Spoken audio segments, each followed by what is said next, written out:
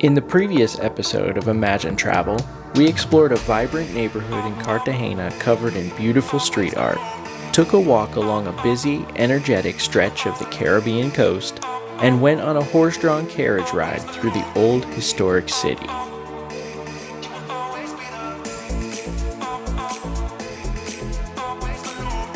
Almost as quickly as it began, we found ourselves back at the airport wrapping up our time in magical Cartagena.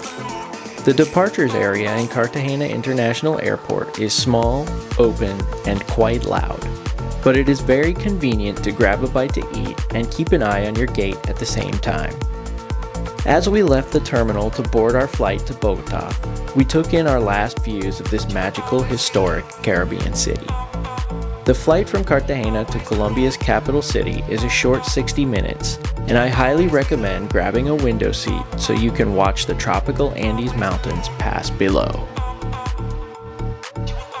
When we arrived in Bogota International Airport, or El Dorado as it's known locally, we made our way to the baggage claim and then to the taxi stand outside of the secure area.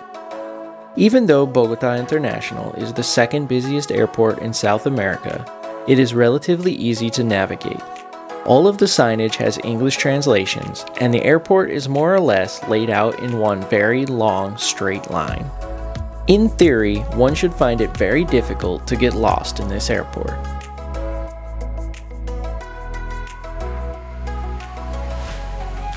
I love Bogota. Don't let anybody tell you otherwise. There is an energy about this city that is unexplainable. You just have to witness it for yourself. Built up from the centuries of triumph and tragedy, the resilience of this city can be felt as soon as you touch the street.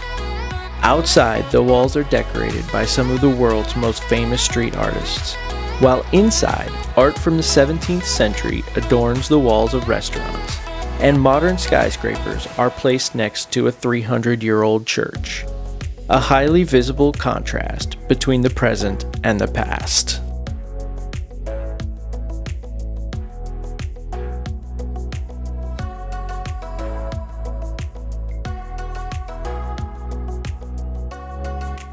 Our first stop on this adventure is the Casa De Moneda. It is decidedly true that Bogota, and Colombia at large, was created because of gold, silver, and emeralds.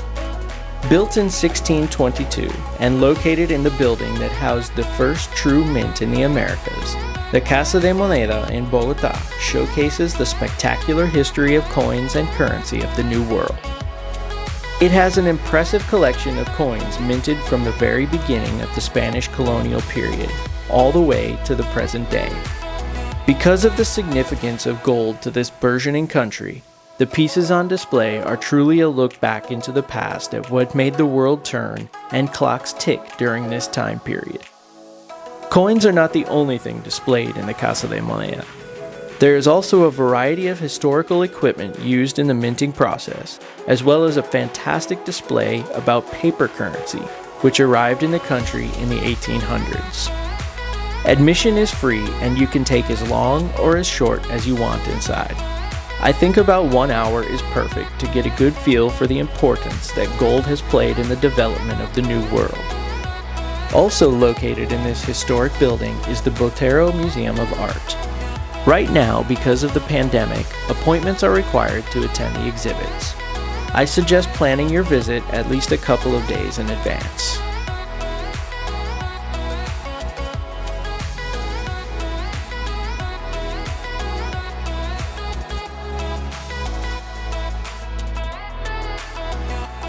After seeing the gold that made the New World so important, we are heading to the house of the man who arguably made Colombia equally as important.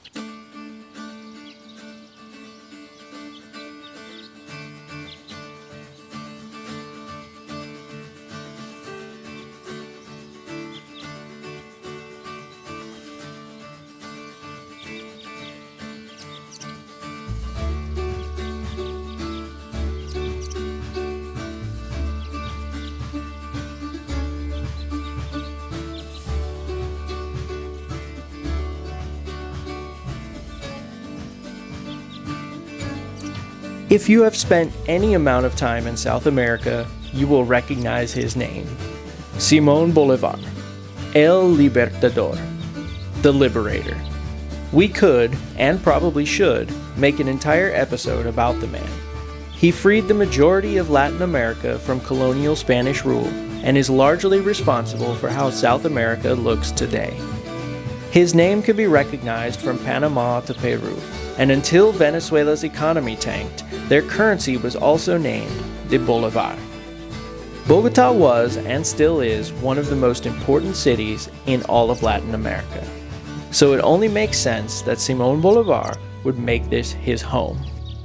The house we are visiting today was gifted to him by the government of Nueva Granada, one of the predecessors to modern-day Colombia that included parts of Costa Rica, Panama, Colombia, Ecuador, Peru, Venezuela, and Brazil in 1820. His efforts towards independence from Spain are still recognized today in most countries throughout Latin America. When Simon Bolivar was not being president of a newly formed country or republic, he was leading troops in battles for independence all over South America.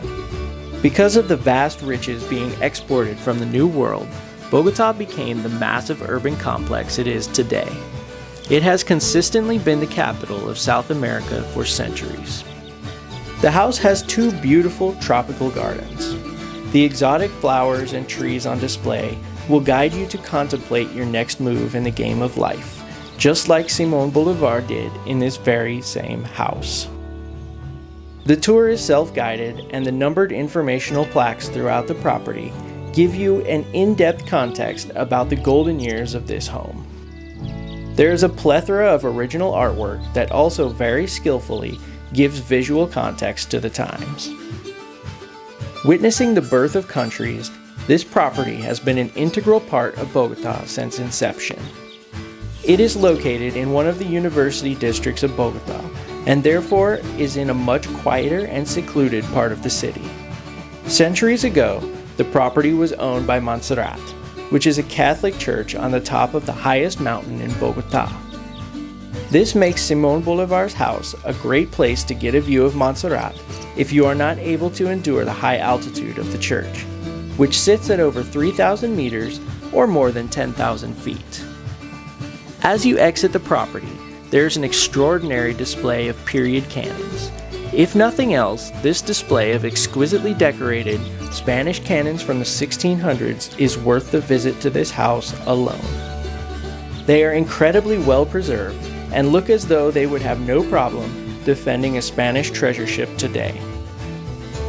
The detail from the gunsmith is absolutely astonishing, and they are beautiful pieces of artwork and artillery.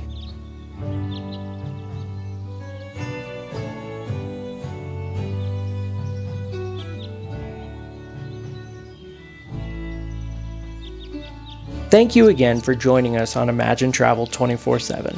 The world is a fascinating place to explore, and we love to bring you along. I would like to humbly ask you to please consider subscribing if you like travel and adventure. We are here every week to bring you along on an adventure that you have never experienced, or if you have already visited, to give you a different perspective. Wherever you are in this magnificent world, please remember, keep smiling and keep traveling. And thank you very much for your subscription to Imagine Travel 24/7.